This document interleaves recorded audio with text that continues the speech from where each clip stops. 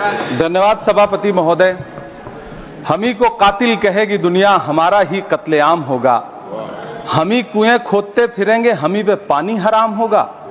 सभापति महोदय, सन 1947 में दिल्ली की जामा मस्जिद की तारीखी सीढ़ियों पर खड़े होकर के भारत रत्न मौलाना अबुल कलाम आजाद साहब ने कहा था कि मुसलमानों कहां जा रहे हो, यह है तुम्हारा मुल्क, यहां तुम्हारे आबाओ अजदाद की कब्रें हैं। उस वक्त मौलाना आजाद की ये सदाएं सुन करके लोगों ने अपने सरों की गठरियां उतार करके रख दी थी। आज उसी दिल्ली में मौजूद देश की संसद में एक बिल आया है जो हमसे उसी जामा मस्जिद की सीढ़ियों के सबूत मांगेगा, जो उन्हीं सीढ़ियों के पास अपनी कब्र में सोए हुए मौलाना आजाद को फिर से कब्र से सदा देनी पड़ेगी कि ये जो कब्र है वो मेरी कब्र है, ये किसी सरकार की जागीर नहीं है। सभापति महोदय, मैं जहां खड़ा हूं इसी संसद भवन के सामने सड़क के उस पार अपनी कब्र में सोए हुए भारत के पूर्व राष्ट्रपति फखरुद्दीन अली अहमद की कब्र है। शायद अब उस कब्र से भी सदाएं आए कि ये कब्र मेरी कब्र है, ये सरकार की जागीर नहीं है। सभापति महोदय, मैं वक्फ कानूनों में किए जा रहे संविधान विरोधी बदलावों के खिलाफ बोलने के लिए खड़ा हुआ हूं। संविधान का आर्टिकल 14 हो, 29 हो, 30 हो, चीख चीख कर कहता है कि देश में सब बराबर के हकदार हैं। आर्टिकल 26 कहता है कि सबको अपने अपने मजहबी कामों के लिए मंदिर, मस्जिद, गिरजाघर, गुरुद्वारों का निर्माण करने का हक है और उसका रखरखाव का भी हक है। लेकिन डॉक्टर बाबा साहब अंबेडकर के संविधान को हर दिन कुचलने वाली ये सरकार देश के मुसलमानों से नफरत में इतनी अंधी हो गई है कि खुलेआम देश की संसद में देश सरकार के माइनॉरिटी मिनिस्टर साहब और होम मिनिस्टर साहब झूठ बोलते हैं और देश को गुमराह करते हैं, झूठ शब्द असत्य बोलते हैं। सरकार ने इस बिल का नाम उम्मीद रखा है। मंत्री जी कल से इसे देश के मुसलमानों के लिए नई उम्मीद बता रहे हैं। नहीं मंत्री जी, न तो यह बिल मुसलमानों के लिए नई उम्मीद है और न ही उम्मीद की नई किरण। सभापति महोदय, भाजपा ने पूरे देश में वक्फ के नाम पर कई सारे झूठ फैलाए हैं। आइए आज उनकी सच्चाई पर बात करते हैं। वक्फ ट्रिब्यूनल को ऐसे बताया जाता है जैसे वक्फ ट्रिब्यूनल कोई मजहबी खाप पंचायत हो। सभापति महोदय, जबकि सच्चाई यह है कि वक्फ ट्रिब्यूनल भी तो सरकारी न्यायिक विभाग है जिसमें सरकार द्वारा नियुक्त जज होते हैं, जिसमें प्रशासनिक अधिकारी होते हैं, कहीं ऊपर से थोड़ी आ गए। सभापति महोदय, देश के गृह मंत्री जी ने इसी सदन में कहा कि वक्फ ट्रिब्यूनल के फैसले के खिलाफ कोई कोर्ट नहीं जा सकता, जबकि सच यह है कि वक्फ एक्ट 1995 की धारा 83(9) के तहत हाई कोर्ट वक्फ ट्रिब्यूनल के फैसले की न सिर्फ समीक्षा कर सकता है बल्कि उसे बदल भी सकता है। सच तो यह है कि वक्फ बोर्ड खुद अपनी जमीनों के लिए कई सारी कोर्ट में मुकदमे लड़ रहा है। सभापति महोदय, दिल्ली की जिन 123 संपत्तियों को लेकर कल माइनॉरिटी मिनिस्टर, होम मिनिस्टर साहब और अभी आदरणीय नेता सदन बात कर रहे थे, आइए उनकी सच्चाइयों पे भी बात करते हैं। 1911 में जब अंग्रेजी हुकूमत ने कोलकाता के बजाय दिल्ली को राजधानी बनाने का फैसला किया तो रायसीना हिल्स के चारों तरफ जो मुसलमानों की ढेर सारी जमीनें थी उनको एक्वायर किया गया और लुटियन को इसकी तामीर की जिम्मेदारी सौंपी गई। सेंट्रल विस्टा की तरह लुटियन जोन का मेगा प्लान तैयार हुआ, लेकिन उस वक्त के मुसलमानों ने उस वक्त की अंग्रेजी हुकूमत से अपनी इबादत गाहों को बचाने के लिए लड़ाई लड़ी। मामला ब्रिटिश गवर्नमेंट तक पहुंचा। तब यह तय हुआ कि वो जो धार्मिक स्थल हैं उन्हें जस का तस रहने दिया जाएगा। इंडिया गेट के बगल वाली मस्जिद हो, जाब्तागंज, सुनहरी बाग मस्जिद हो, पार्लियामेंट रोड वाली मस्जिद हो, ऐसी 123 संपत्तियों के मैनेजमेंट के लिए 1913 में मुसलमान वक्फ वैलिडेशन एक्ट बना और उसके बाद एक नया शहर बसाया गया जिसे लुटियंस जोन का नाम दिया गया। फिर 1943-45 के बीच एक और समझौता हुआ आजादी से पहले उसके तहत काफी सारी वक्फ जायदादों को सुन्नी मजलिस औकाफ बनाकर उसके अंडर किया गया ताकि उसकी देखरेख की जा सके। गृह मंत्री जी 2 दिन से सदन में जो बात कह रहे हैं वो दरअसल 123 संपत्तियां उसी सुन्नी मजलिस औकाफ के तहत आती है। सभापति महोदय, आजाद भारत आजाद हुआ। आजादी के बाद भारत में 1954 में वक्फ एक्ट लागू हुआ, जिसकी धारा 9 के तहत 1964 में केंद्रीय वक्फ काउंसिल का गठन हुआ। दिल्ली की वही 123 प्रॉपर्टीज को 1970 में सर्वे गजट करके गजट नोटिफाई किया गया। इसके निपटारे के लिए पूर्व प्रधानमंत्री इंदिरा जी के द्वारा 1974 में एक बर्नी कमेटी बनाई गई। बर्नी कमेटी ने 1976 में इन 123 संपत्तियों को दिल्ली वक्फ बोर्ड की संपत्ति होने की रिपोर्ट सौंपी। उस रिपोर्ट के आधार पर 1984 में कांग्रेस सरकार ने उन 123 प्रॉपर्टीज को दिल्ली वक्फ बोर्ड को सौंपने का फैसला किया, जिसके खिलाफ विश्व हिंदू परिषद कोर्ट गई। मामला 2011 तक पेंडिंग रहा। फिर 2011 में कोर्ट ने सरकार को आदेशित किया कि इसका निपटारा करो। तब 2013 में तत्कालीन यूपीए सरकार ने दिल्ली की उन्हीं 123 जायदादों को बर्नी कमेटी की सिफारिशों के मुताबिक वक्फ बोर्ड के हवाले किया। यही वो प्रॉपर्टीज हैं जिनके नाम से गृह मंत्री जी कल से कांग्रेस को कोस रहे हैं। फिर आई 2014 में भाजपा की सरकार, जो तब से इन जमीनों को हड़पने की साजिश कर रही है।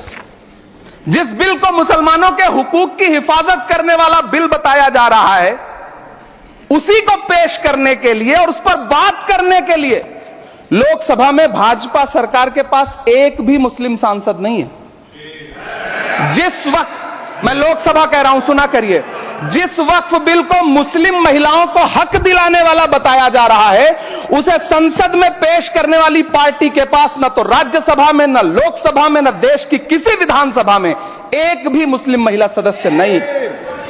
कल किरण रिजिजू जी कह रहे थे कि रेलवे की जमीनें देश की जमीनें हैं, डिफेंस की जमीनें देश की जमीनें हैं। हां मंत्री जी, हैं, बिल्कुल हैं। ये जो वक्फ की जमीनें हैं, ये हमारे पुरखों ने धार्मिक कामों के लिए डोनेट किया है। तो हम भी तो इसी देश के नागरिक हैं, हम भी तो इसी देश के बेटे हैं। तो वक्फ की जमीनें भी तो इसी देश की जमीनें हैं, उनको पराया क्यों बोलते हैं आप? सभापति महोदय, अशफाकुल्लाह खान जब फैजाबाद की जेल में फांसी के फंदे पर झूल रहे थे, तो इसी देश की जमीन के लिए झूल रहे थे ना। सभापति महोदय, अंडमान की जेल में काला पानी की सजा काटकर अपनी जान देने वाले मौलाना फजले हक खैराबादी हो या शेर खान अफरीदी हो, वो भी तो इसी जमीन के लिए अपनी जान दे रहे थे ना। सभापति महोदय, पाकिस्तान के खिलाफ लड़ते हुए अपनी जान देने वाले महावीर चक्र विजेता ब्रिगेडियर उस्मान हो या पाकिस्तान के पैटर्न टैंक उड़ाने वाला परमवीर चक्र विजेता वीर अब्दुल हमीद हो, वो भी तो इसी जमीन के लिए अपनी जान दे रहा था ना। और मंत्री जी, मैं इस सदन में अलल ऐलान ये कहता हूं कि जब भी इस देश की जमीन को लहू की जरूरत होगी, आपसे 2 कदम आगे इमरान खड़ा मिलेगा। ये मैं आपसे यकीन दिलाते हुए कह रहा हूं। सभापति महोदय, मैं सरकार से कहना चाहता हूं, हमसे हमारी इबादत गाहें तो मत छीनिए ना, हमारे घरों पे बुलडोजर तो मत चलाइए ना, हमारी कब्रों में तो हमें सुकून से सोने दीजिए ना। सभापति महोदय, माइनॉरिटी मिनिस्ट्री का बजट कट करके, मुस्लिम बच्चों की स्कॉलरशिप बंद करके अब सरकार कह रही है कि हम वक्फ की आमदनी से गरीब मुसलमानों का भला करेंगे। गुजरात की बेटी बिल्किस के बलात्कारियों की रिहाई के बाद उन्हें माला पहनाने वाली लोगों के नेता ये कह रहे हैं कि यह बिल मुस्लिम महिलाओं को उनका हक दिलाएगा। धन्यवाद मोदी जी, क्या बढ़िया सौगातें मोदी दे रहे हैं आप। पहले हमें गुजराते मोदी दिया, आप सौगातें मोदी दे रहे हैं। लेकिन यह सरकार इतना याद रखे कि इसी ठसक के साथ देश की संसद में सीए का कानून भी लाया गया था और कहा गया था बड़े बड़े भाषण देकर के कि पड़ोसी देशों से हिंदू भाइयों को ला करके यहां नागरिकता दी जाएगी। लेकिन मैं आपके संज्ञान में लाता हूं सर कि पिछले इतने दिनों में इनसे नागरिकता लेने के लिए 2000 व्यक्ति भी नहीं आए, जबकि इसके उलट इन्हीं की सरकार में पिछले 10 साल में 15 लाख से ज्यादा भारतीयों ने भारत की नागरिकता छोड़ करके दूसरे देश में जाकर के बस गए। यह हुआ उस कानून का अंजाम। सभापति महोदय, इसी तरह की जिद के साथ किसानों के खिलाफ भी कानून लाए गए थे। जिस तरह आज वक्फ के फायदे गिनाए जा रहे हैं, उसी तरह से किसानों को भी कृषि कानूनों के फायदे गिनाए गए थे। लेकिन अंजाम क्या हुआ? 700 किसानों की शहादत लेने के बाद सरकार को अन्नदाता किसानों के सामने घुटने टेकने पड़े और कृषि कानून वापस लेने पड़े। जिल्ले इलाही, जमहूरियत जो है वो नफरत और ठसक से नहीं चलती है, अकड़ से नहीं चलती है। उसमें सबकी हिस्सेदारी जरूरी है। कल देश के माइनॉरिटी मिनिस्टर ने लोकसभा में खड़े होकर एक शेर सुनाया था कि मुझसे कोई बदगुमान न हो, तो मैं उन्हें एक शेर सुनाना चाहता हूं कि मैं आज जद पे हूं तो इतना खुशगुमान न हो, मैं आज जद पे हूं तो इतना खुशगुमान न हो, चराग सबके बुझेंगे हवा किसी की नहीं। नीतीश कुमार जी हो, चंद्रबाबू नायडू जी हो, चिराग पासवान जी हो, जयंत चौधरी जी हो, देवे गौड़ा जी हो, जीतन राम मांझी जी हो, सबको समझना पड़ेगा कि जब जंगल में आग लगती है तो न वो बरगद बचते हैं जो हवा को आंधी में तब्दील करते हैं, न वो बांस बचते हैं जो आपसी रगड़ से चिंगारी पैदा करते हैं। सभापति महोदय, जब देश को मनमोहन सिंह साहब जैसा काबिल प्रधानमंत्री मिलता है तो देश को आरटीआई जैसा एक्ट मिलता है, सेज जैसा एक्ट मिलता है, मनरेगा जैसा एक्ट मिलता है, लिबरलाइजेशन मिलता है, राइट टू एजुकेशन मिलता है, नेशनल फूड सिक्योरिटी एक्ट मिलता है। लेकिन जब देश को सौगातें मोदी मिलती है तो क्या मिलता है? सीए मिलता है, फॉर्म्स लॉ मिलता है, आर्टिकल 370 मिलता है, इलेक्टोरल बॉन्ड जैसा एक्ट मिलता है और वक्फ अमेंडमेंट एक्ट जैसे बिल देश को मिलते हैं। मुझे तो अपने हमवतन भाइयों से पूछना है कि आपको अपने बच्चों की तरक्की, खुशहाली और नौकरी की दरकार है या फिर मुसलमानों की दान की गई जमीनों को लूटकर धन्ना सेठों को देने की साजिश करने वाले कानून की? सभापति महोदय, यह सरकार रात के 3 बजे तक पूरे देश को जगा करके संसद में अपने ही नागरिकों को नीचा दिखाने के लिए वक्फ बिल ला रही थी, तो उधर रात के 1:30 बजे अमेरिका हम पर 26% टैरिफ लगा रहा था। सरकार की प्राथमिकताएं देश को पता। सभापति महोदय, मैं बहुत भावुक हूं आज, और मुझे अच्छा लगा कि आदरणीय नेता सदन जगत प्रकाश नड्डा जी ने बहुत अच्छी बातें भी की, मन से बातें की। क्योंकि उनके नाम में प्रकाश जुड़ा है तो मैं उनमें हमेशा एक रोशनी की किरण देखता हूं। मैं उनके सामने बहुत अदब से यह बात कहना चाहता हूं कि चरागों के सफर में दबदबा हो आंधियों का तो फिर अंजाम जुल्मत के सिवा कुछ भी नहीं होगा।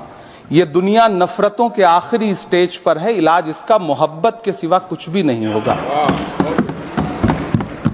मैं भावुक हूं, मेरी पलकें गीली हैं।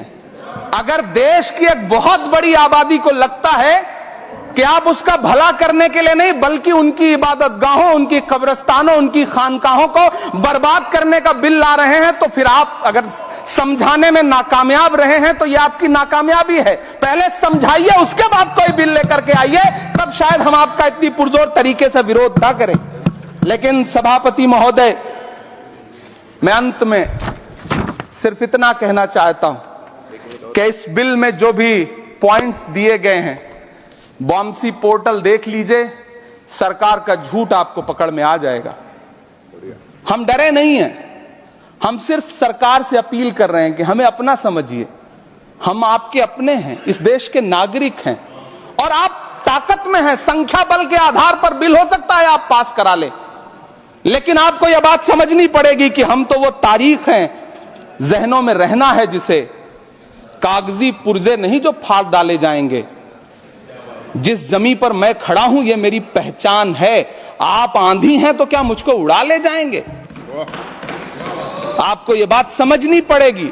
आपको अगर इतना विपक्ष की तरफ से पहले जेपीसी में इतने सारे पॉइंट्स आए और उसके बाद कल से लोकसभा में और राज्यसभा में सुझाव आप सुनने को तैयार नहीं है, लोगों की शंका को दूर करने के बारे में आप बिल्कुल सोच नहीं रहे, बस आप कह रहे हैं यह बिल उम्मीद की नई किरण है। नहीं साहब, इसे भले किरण जी लेके आए हैं, लेकिन ये उम्मीद की नहीं बल्कि नाउम्मीदी की किरण है। और इस देश की एक बहुत बड़ी आबादी इस बात से खदशे में है, शक में है कि आप सीधे उनकी जमीनों को लूट करके धन्ना सेठों को बेचना चाहते हैं। मेरी अब भी आपसे अपील है कि इस बिल को वापस लीजिए। यह बिल कहीं से आपके अपने नागरिकों के लिए अच्छा नहीं है। यह बिल सिर्फ इस देश के मुसलमानों को नीचा दिखाने का और अपने एक ऐसे मतदाता वर्ग को खुश करने का बिल है जिनको इस बिल के पास हो जाने से कुछ मिलेगा भी नहीं, लेकिन आप एक नैरेटिव देना चाहते हैं, एक मैसेज देना चाहते हैं।